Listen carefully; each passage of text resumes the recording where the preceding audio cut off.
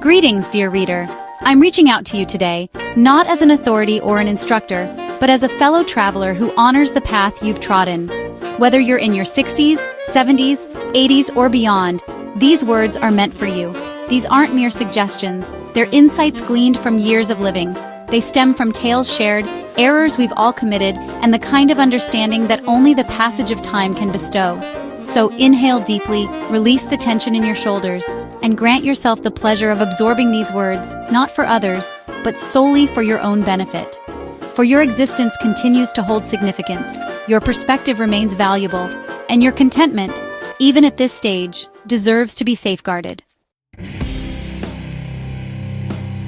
First insight. Safeguard your tranquility, even when it comes to your offspring. Your affection for your progeny is profound, boundless, and unwavering. However, this devotion shouldn't require you to forfeit your serenity or relinquish your entitlement to financial confidentiality. You've dedicated decades to diligent work, prudent saving, and making sacrifices for your loved ones. Those accumulated funds embody years of toil, decisions taken, and luxuries deferred. In your golden years, they're intended to sustain you, not become a source of anxiety. According to a recent AARP survey, over 60% of seniors worry about their financial security, underscoring the importance of safeguarding your savings. It may seem awkward to maintain the confidentiality of your financial details, such as your account balances or pension funds. While your offspring likely have no ill intentions, life's complexities, such as purchasing homes, launching enterprises, or settling debts, can lead even the most considerate child to perceive your wealth as a remedy for their challenges. This situation is unjust to you. You're not a contingency measure or their financial cushion. You merit tranquility, liberation from remorse, and the prerogative to respond with, "I'll consider it," or even a firm no. Shielding your monetary resources doesn't imply a reduction in your affection. It signifies that you've acquired the sagacity to recognize when discretion is prudent.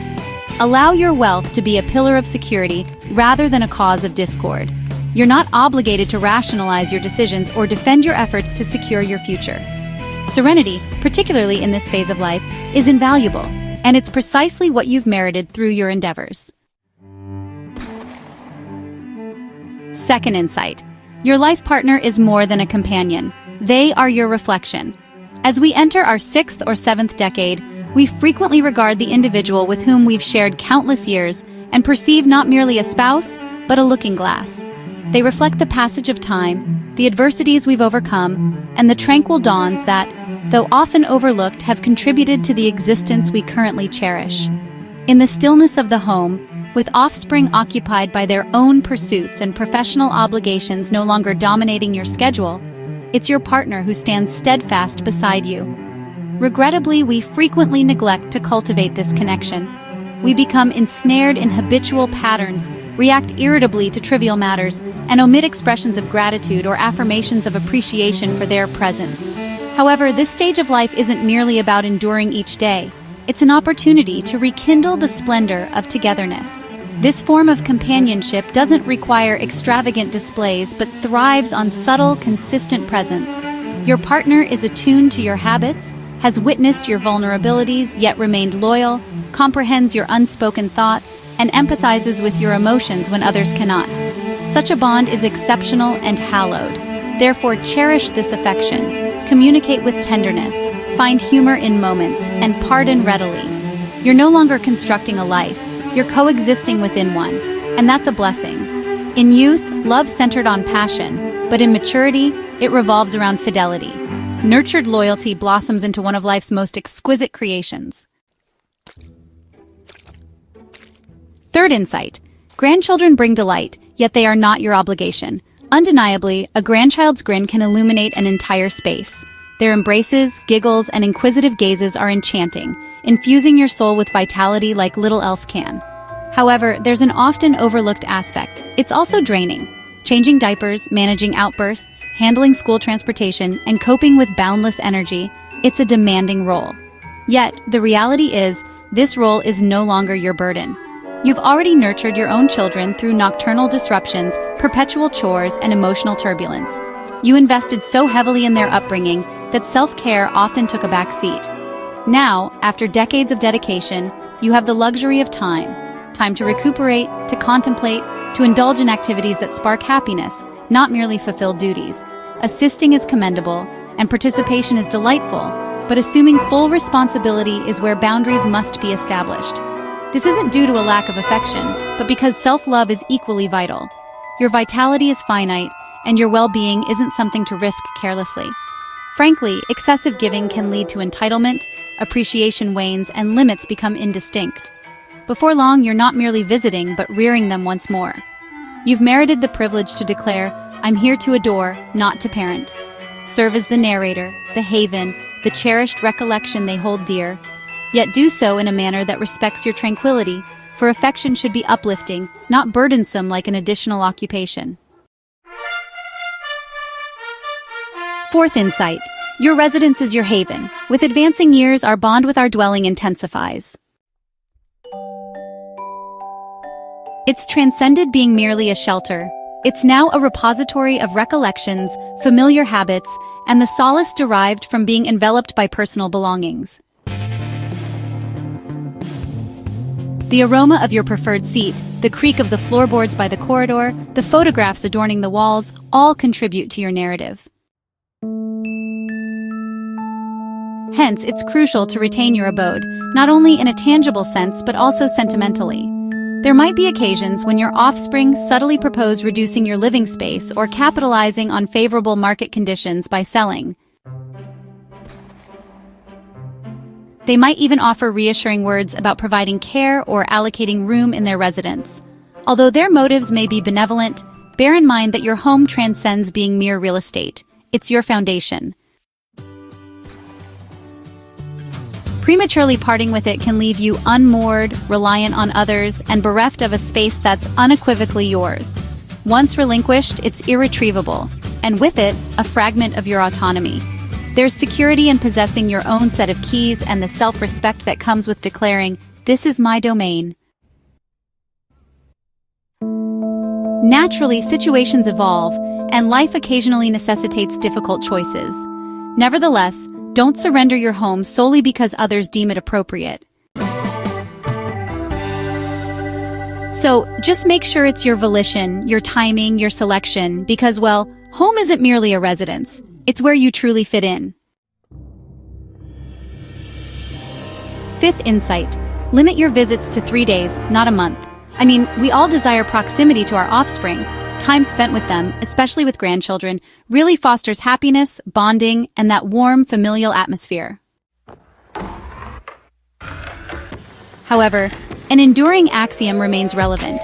Even the most intimate families require breathing room. It might escape your attention, but after several days in your child's abode, the dynamics do start to alter. Your daily patterns may clash with theirs. Perhaps you rise earlier, prepare meals distinctively, prefer different television programs, or proffer counsel that, despite good intentions, isn't always solicited. Such occurrences are natural and not attributable to blame. They pertain to limits. Prolonging your stay, even with noble motives, can insidiously erode familial ties. Your children might struggle to unwind completely, their partners could feel encroached upon, the youngsters might behave unusually, and you might start to sense yourself as an interloper or, regrettably, an encumbrance. Hence, the 3-day guideline is sagacious. It safeguards affection by allowing it latitude. Analogous to a steaming beverage, warmth is delightful until it scorches. Therefore, visit, chuckle, embrace, narrate your anecdotes, but depart while smiles abound. Ensure your company remains anticipated with eagerness rather than covertly dreaded. For love flourishes optimally with adequate elbow room. Sixth insight. Avoid rushing into remarriage. Solitude can be among the most arduous aspects of growing older.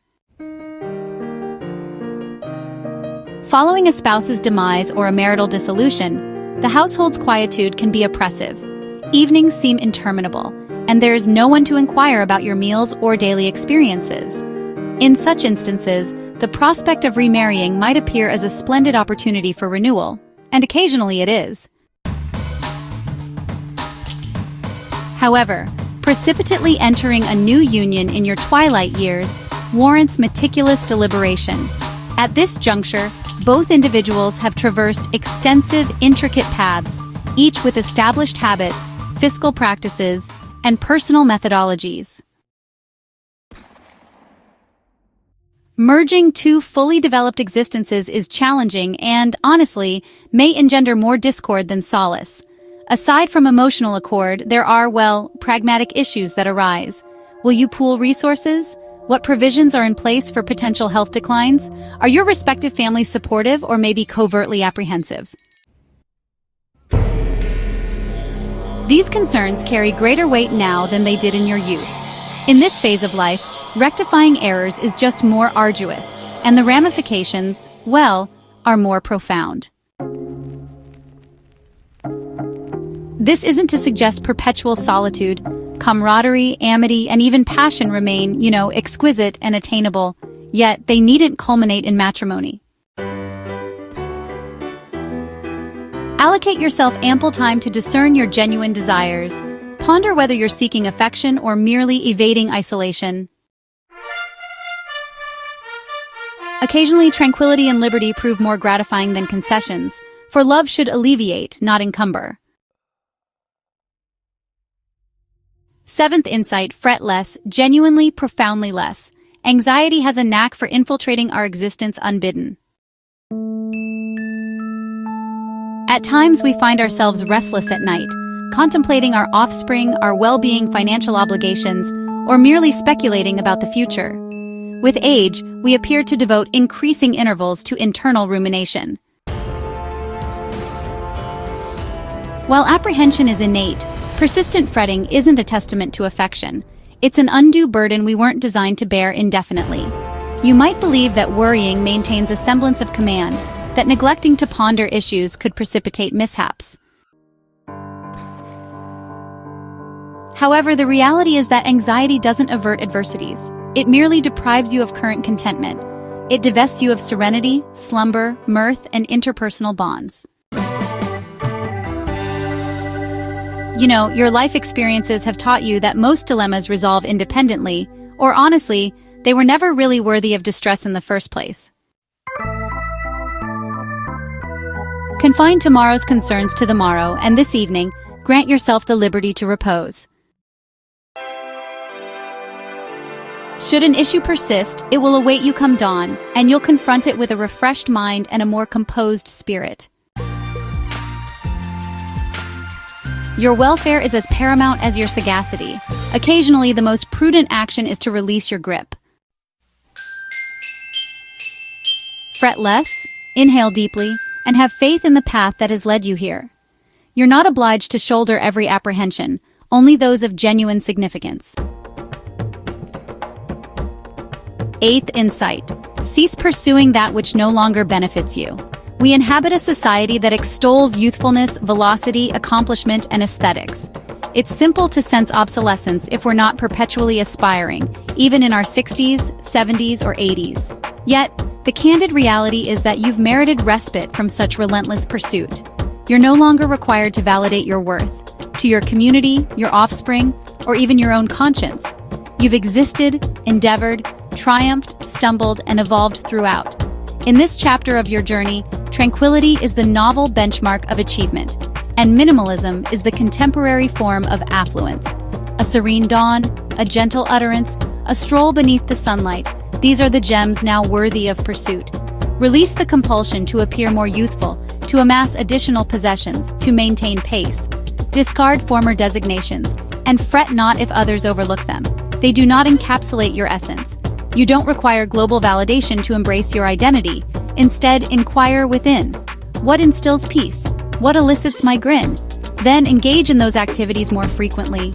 Ambition isn't inherently flawed, but there arrives a moment when the bravest act is to merely exist, content, gentle, authentic.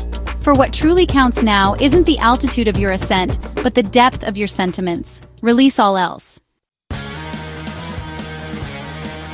Ninth insight: practice kindness, but avoid becoming a pushover. Compassion is among your most formidable virtues. You've probably dedicated your existence to prioritizing others, proffering assistance, time, domicile, and affection. It's an admirable trait. However, there's a threshold beyond which unguarded benevolence can morph into self-neglect and occasionally subdued bitterness. Individuals might presume that due to your age, you'll invariably acquiesce, believing you possess surplus time, enhanced forbearance, or diminished entitlement to resistance. Gradually, they may encroach upon your limits, not maliciously, but because you've not delineated them. Exhibiting kindness doesn't equate to universal availability or neglecting personal necessities, nor does it sanction others exploiting your magnanimity. You retain the right to decline, to repose, to refuse, and to conserve your vitality devoid of remorse. Uttering no doesn't render you callous, it renders you sincere. Those who genuinely cherish you will comprehend, while those who don't might have merely basked in your benevolence without valuing it. Thus, perpetuate kindness, but not to the detriment of your welfare. Compassion is potent, yet limits are what fortify it. 10th insight. Refrain from loaning funds you cannot bear to forfeit. Aiding others is integral to your nature. Throughout the years, you've likely contributed more than is acknowledged, be it through time, counsel, or monetary assistance. However, with age, your rapport with finances ought to evolve, not out of egocentrism, but because you've merited the privilege of prioritizing your own ease. In this phase of your journey, you probably lack the luxury of decades to rebound from fiscal errors. Thus, when solicited for a loan, hesitate and introspect. Can I genuinely afford to relinquish this sum, not merely in material terms but also sentimentally? For in reality, once currency departs your possession, its return is uncertain. Despite noble intents, situations shift, commitments wane, and the beneficiary might eventually evade your communications rather than express gratitude. This doesn't imply ceasing generosity, it merely suggests heightened judiciousness. Assist if it delights you, but abstain from aiding out of obligation, and never loan funds whose loss would cause distress. Your laborious efforts over the years shouldn't be imperiled by another's lack of foresight. Aid prudently, love boundlessly, yet safeguard your financial security as the precious asset it is. 11th insight. Never compromise your health for any reason. We frequently subscribe to a prevalent fallacy. It's merely a minor discomfort, or I'll recuperate later. However, in advanced age, trivial issues can swiftly escalate. That backache, missed nourishment, nocturnal unrest, they accumulate, and disregarding your physical state is no longer a viable option. With nearly 80% of seniors managing at least one chronic condition, as reported by the National Council on Aging, prioritizing your health is more crucial than ever. Your well-being underpins all else, your liberty, ease, and self-respect. In its absence, every facet of life becomes more arduous. The stark reality is that no degree of affection, achievement, or wealth can substitute for a sound physique. Therefore, attune yourself to your body's signals. When fatigue sets in, repose. If pain arises, seek medical attention. Refrain from persevering for others' benefit or dismissing issues because you were previously unscathed. This singular body is your enduring ally. Accord it the solicitude and forbearance you readily extend to others. Consume sustenance that invigorates you. Engage in activities that maintain your agility and vigor. Slumber as required, and permit assistance when solitary efforts fall short. Self-preservation isn't egotistical, it's indispensable. For in preserving your health, you preserve your essence, and that's the paramount present you can bestow upon your dear ones, the most robust, joyous iteration of yourself. 12th insight, indulge. Indeed, indulge in yourself. You've economized, made concessions, forwent minor extravagances to provide more for your kin, and for ages you took pride in that, as you ought. Yet the moment has arrived to reciprocate to yourself. That excursion you fantasized about, embark on it. That eatery you routinely pass but never patronize, enter it. That novel seat, the plush linens, the footwear that genuinely comforts your souls. You needn't rationalize their acquisition any longer. Understand that the objective of thrift wasn't solely subsistence. It was to eventually relish existence devoid of remorse. That era is upon you. You've merited the privilege to savor contentment, to pamper yourself slightly, to revel in minor delights without seeking anyone's sanction. Abstain from awaiting an opportune instant. Refrain from reserving fine porcelain for visitors or leaving garments tagged for extraordinary events. This is the event, this instant, this life phase, this iteration of you. You're not acting imprudently, you're venerating your historical endeavors by permitting them to enrich your current existence. For what purpose does lifelong frugality serve if you never pause to relish its fruits? Expend, beam, relish. Existence is intended for living, particularly at this juncture. 13th insight. Remain youthful in spirit. Age transcends numerical value. It's a perspective. Though your joints may protest and your vision may wane, your essence can perpetuate youthfulness to the extent you nurture it. There's no necessity to feign being 3 decades old, to color your locks, or conceal your creases. What holds significance is retaining inquisitiveness, readily chuckling, and allowing trivialities to enchant you. A feathered visitor beyond your pain, a beloved melody on the airwaves, a steaming brew on a tranquil morn. Disregard societal dictates suggesting you're overly aged for pursuits. You're not overly aged to sway in your culinary space, to acquire novel knowledge, or to rekindle your ardor for existence. Joy isn't exclusively for the youthful, it's for the animate, and you remain vibrantly so.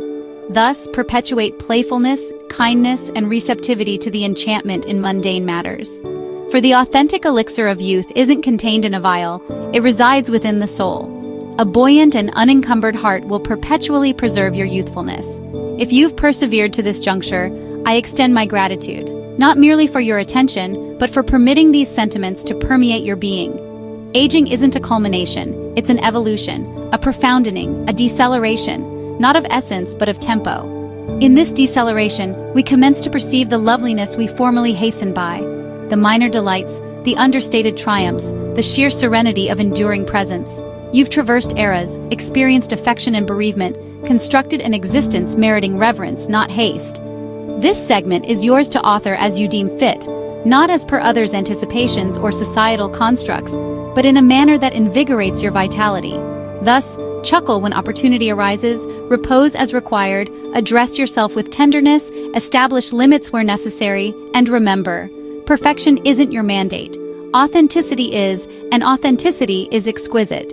Should this discourse have soothed you, I encourage you to disseminate it to a cherished individual who might benefit from the affirmation that they, too, hold profound significance. Until our paths cross again, tend to your physique, safeguard your delight, and exist with gentleness yet plenitude.